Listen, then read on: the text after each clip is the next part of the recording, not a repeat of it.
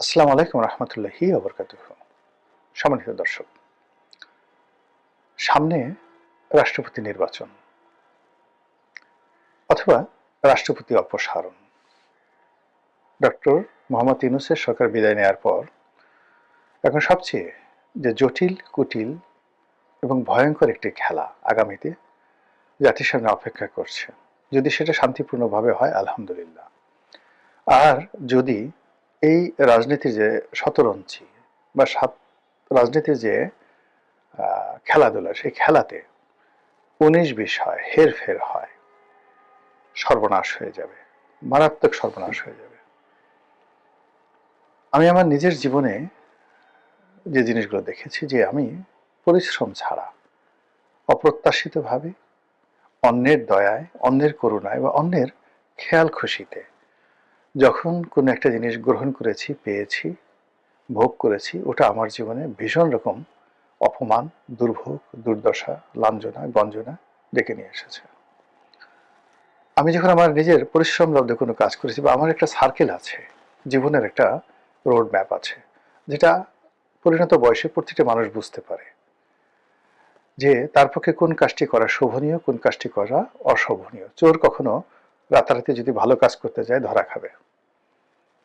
ও চুরির মধ্যেই হয়তো ওর জীবনের একটা সার্কেল রেখে দেওয়া হয়েছে। ও হঠাৎ অলি আল্লাহ হতে চাইলে, মসজিদ থেকে নামাজ পড়তে চাইলে, ওদিন সে জুতা চুরি করে না, কিন্তু লোকজন তাকে জুতো চুরির জন্য মারধর করবে।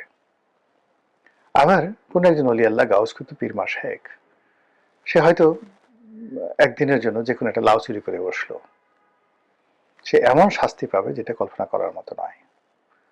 যে মানুষ দাতা, অন্যকে দেয়, সে মানুষ যদি কোনো কারণে অন্যের একটা জিনিসের প্রতি লোভ হলো, যে ইস, এই লোকটা যদি আমাকে সেটা দিত, এবং সেই লোকটা তাকে সেটা দিল, সে চেয়ে নিল বা চাইলো না, এমনি দিল, দেখবেন যে তার সেই দাতা যে গুণাবলীটা, সেটা আল্লাহ উঠিয়ে নিয়ে যাবেন। সে আর দাতা থাকতে পারবে না, গহিদা হয়ে যাবে। ভোগী, যে মানুষ মানুষকে খাওয়ায়, শুধু মানুষকে খাওয়ায়, সে যদি কোনো কারণে অন্য মানুষটা খেতে পছন্দ করে বা বাধ্য হয়, বা অন্য মানুষটা খেতে যায়, তার সে সম্মানটা থাকে না।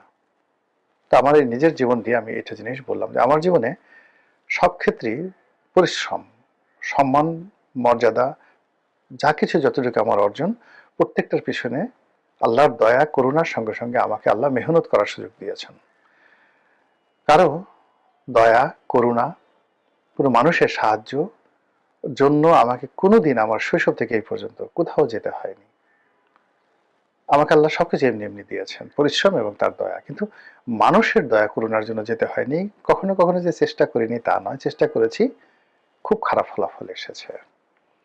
তো এরকম যেটা বলছিলাম, যে এখন যারা রাজনীতিতে কতগুলো নর্মাল সার্কেল আছে, সেই সার্কেলের বিনিময়ে যদি সেই সীমার মধ্যে থেকে মানুষ কাজকর্ম করে, তখন তার বরকত থাকে। শেখ হাসিনার বরকত ছিল, বঙ্গবন্ধুর বরকত ছিল, যতদিন পর্যন্ত তারা নিজেদের মেহনতের ফসল ভোগ করেছেন। কিন্তু যেই মুহূর্তে নিজেদের মেহনতের বাইরে গিয়ে তারা আমলাদের, কামলাদের, বিভিন্ন মানুষের কুবুদ্ধি, অন্যকে ঠকানোর এবং অন্যকে বঞ্চিত করার যে দুরভিসন্ধি, এই জিনিসগুলোর উপর তারা ভর করেছেন, অমনি তাদের যে প্রাপ্য সম্মান, মর্যাদা, সেটা আল্লাহ তাদের কাছ থেকে উঠিয়ে নিয়ে গেছেন। যে দেশ বঙ্গবন্ধু স্বাধীন করেছেন, মহান মুক্তিযুদ্ধে যে আওয়ামী লীগ নেতৃত্ব দিয়েছে, তাদের লোকজন আজকে দেশ ছাড়া। এর চেয়ে অপমান, এর চেয়ে কষ্ট, এর চেয়ে ক্ষুধাই গজে বার হতে পারে না। যারা দেশের প্রয়োজনে, নিজের প্রয়োজনে বিদেশে থাকেন, তাদের কথা আলাদা। কিন্তু দেশ থেকে যারা পালিয়ে অপমান থেকে বাঁচার জন্য, মামলা মোকদ্দমা থেকে বাঁচার জন্য বিদেশে রাস্তায় রাস্তায় ঘুরে বেড়ান, ওই দেশের শিয়াল কুকুরের চাইতেও তাদের যে মানে করুণ দশা অনেক অনেক নিন্দনীয়। তো যেটা বলছিলাম, যে এই যে একটা নির্বাচন হয়ে গেল, আমি কিচ্ছু বলবো না, আল্লাহ সাক্ষী। আর যারা এই নির্বাচনের সঙ্গে জড়িত ছিলেন তারা সাক্ষী। হতে পারেন তারা অলি আল্লাহ, হতে পারেন তারা সাধারণ মানুষ, হতে পারেন তারা অনেক ক্ষমতাধর ব্যক্তি, কিন্তু তারা বুকে হাত দিয়ে জানেন যে এই নির্বাচনটি হলো, এই নির্বাচনের আগে কোথায় কয়টি বৈঠক হয়েছে, এই নির্বাচনের ফলাফল কেমন হবে, কোনটা কি হবে, তারা জানেন। তো কাজেই সেই যে একটা নির্বাচন হলো, আপাত দৃষ্টিতে সব শুনশান, শান্তিপূর্ণ সবকিছু, কিন্তু পর্দার আড়ালে যা কিছু হয়েছে আপনি আমি না দেখলে তো আল্লাহ তো দেখেছেন। এই বাংলাদেশে একজন প্রধান নির্বাচন কমিশনার সিইসি নুরুল হুদা আমার খুব ঘনিষ্ঠজন ছিলেন। তার মতো ভালো মানুষ খুব অল্প আছেন। সেই নুরুল হুদা সাহেব তার নিজের ঘরের মধ্যে, উত্তরাতে বাড়ির মধ্যে জুতো পিটা খেয়েছেন, চট থাপ্পড় কিলখুশি খেয়েছেন, জুতোর মালা পরিয়ে লাথি গুঁতো দিয়ে তাকে এখন জেলখানায় ঢোকানো হয়েছে। হাবিবুল আওয়াল আমার ডিপার্টমেন্টের বড় ভাই, ল ডিপার্টমেন্টের, অনেস্ট কাকে বলে, সততা কাকে বলে, 2024 নির্বাচনের জন্য তিনি যেভাবে নিন্দিত হয়েছেন, যেভাবে তিনি নুরুল হুদার ঘটনার পরে মব আতঙ্কে অস্থির হয়ে পড়েছিলেন, পুলিশ ডেকে তারপর তিনি আত্মসমর্পণ করে জেলখানায় ঢুকে এখন প্রাণ বাঁচাচ্ছেন।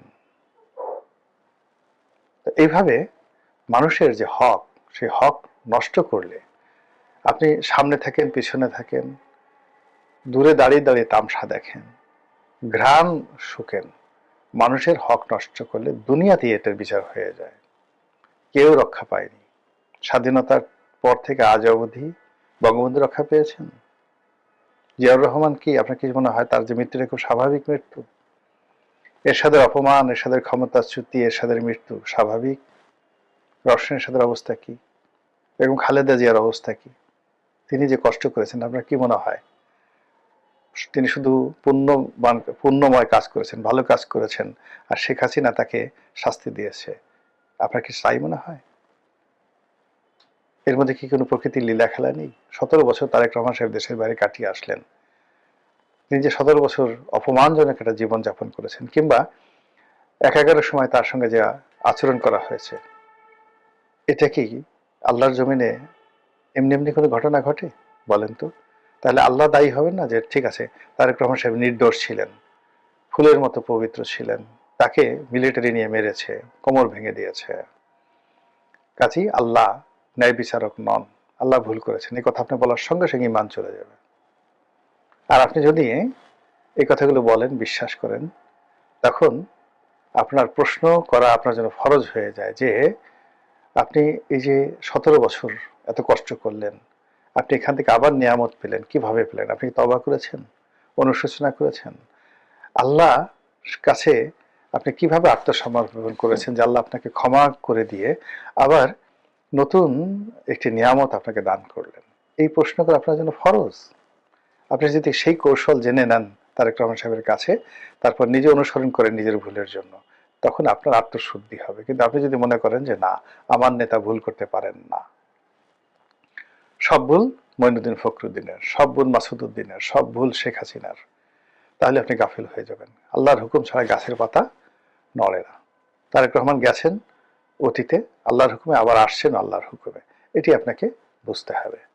যা বলছিলাম, সামনে রাষ্ট্রপতি নির্বাচন, এই রাষ্ট্রপতি নির্বাচন নিয়ে অনেক খেলা হবে। সেই খেলার আগে বর্তমান রাষ্ট্রপতি কি মেয়াদ পূর্ণ করবেন নাকি চলে যাবেন? দিস ফার্স্ট প্রশ্ন। সম্ভবত তাকে চলে যেতে বলা হবে বা তিনি চলে যাবেন। দ্বিতীয়ত, কে হবে রাষ্ট্রপতি?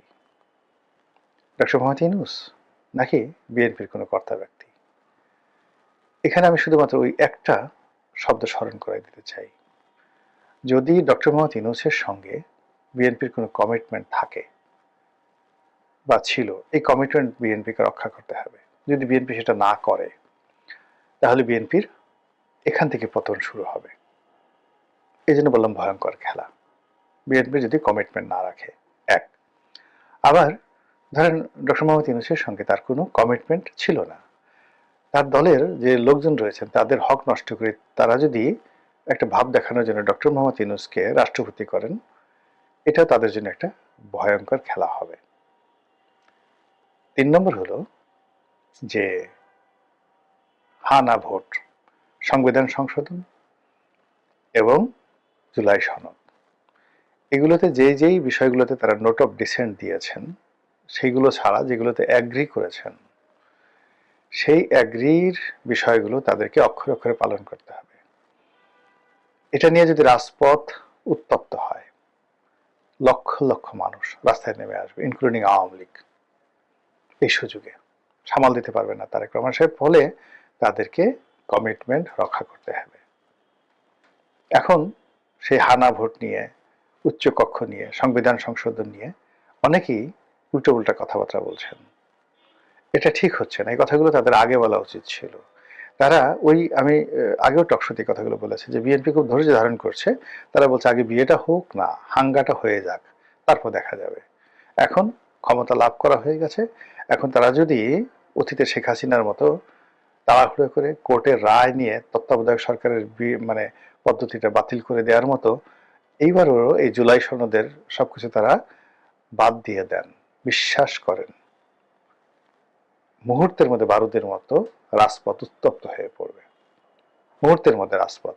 এই যে এখন আমরা ঠাট্টা করছি, এই রাজুতে আয়, হাসনাত সার্জিসদেরকে নিয়ে আমরা ঠাট্টা করছি, এখন তাদের কথা মতো রাজুতে কেউ আসছে না। বিশ্বাস করেন, বিএনপি যদি তাদের অঙ্গীকার রক্ষা না করে আবার রাজুতে আয়, সবাই রাজুতে চলে আসবে, সবাই রাজুতে চলে আসবে। আমাদের এই দেশ মানে পরিবর্তন হতে খুব দেরি লাগে না। আর যদি বিএনপি তাদের অঙ্গীকার রক্ষা করে অক্ষরে অক্ষরে সব পালন করেন, তাহলে প্রধানমন্ত্রীর ক্ষমতা কার্টেল হয়ে যাবে, রাষ্ট্রপতি খুবই গুরুত্বপূর্ণ ব্যক্তি হয়ে পড়বে। বিএনপির সাথে যদি ডক্টর ইউনূসকে রাষ্ট্রপতি বানানোর কমিটমেন্ট থাকে আর রাষ্ট্রপতির সেই ক্ষমতা ডক্টর মোহাম্মদ ইউনূসের হাতে থাকে, শেষ দিন পর্যন্ত তারেক রহমান বিপদ বিপত্তি বোধে থাকবেন। আবার যদি কমিটমেন্ট বন্ধ করে তিনি যদি তার নিজের পছন্দের মতো লোকে তার স্ত্রীকে রাষ্ট্রপতি বানান এই জুলাই সনদের অধীনে, তাহলে ওই যে কমিটমেন্ট রক্ষা না করার কারণে ক্ষুধার গজব তার চারিদিকে ঘুরতে থাকবে। তাহলে বুঝতে পারেন যে রাষ্ট্রপতি নির্বাচন নিয়ে তারপর জুলাই সনদ পাশ করা নিয়ে কি হতে যাচ্ছে, কি হচ্ছে, আমরা যা কিছু দেখছি এটাই প্রথম এবং শেষ খেলা নয়। তারেক রহমান সাহেব জাতির উদ্দেশ্যে ভাষণ দিচ্ছেন, প্রধানমন্ত্রী হয়েছেন, প্রধানমন্ত্রী তারেক রহমান রাস্তাঘাটে চলাফেরা করছেন সাধারণের মতো। It's not the last scenario, maybe আরো অনেক কিছু অপেক্ষা করছে। এজন্য ইমান ঠিক রাখা লাগবে, একিন ঠিক